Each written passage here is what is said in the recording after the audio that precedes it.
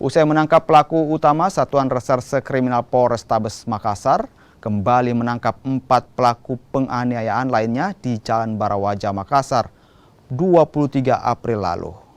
Dari 5 pelaku yang ditangkap, 3 diantaranya memilih menyerahkan diri, sementara 2 lainnya dihadiahi timah panas di bagian kaki karena berupaya kabur saat akan ditangkap. Para pelaku diketahui memiliki peran berbeda saat beraksi. Motif penganiayaan karena balas dendam namun salah sasaran. Atas perbuatannya, para pelaku kini terancam hukuman 9 tahun penjara. Sementara 5 pelaku lainnya masih dalam pengejaran polisi. Kemarin dan tadi malam sampai tadi pagi kita mengembangkan pelakunya. Kemudian kita melakukan penangkapan terhadap ada 1 atas nama inisial AA.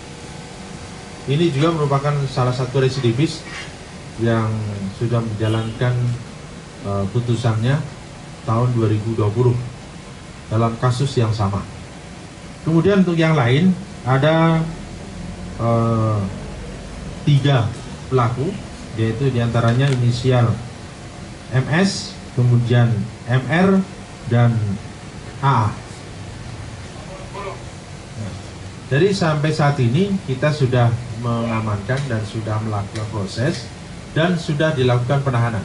Ada 5 orang pelaku penganiayaan dan juga pengeroyokan terhadap 2 korban.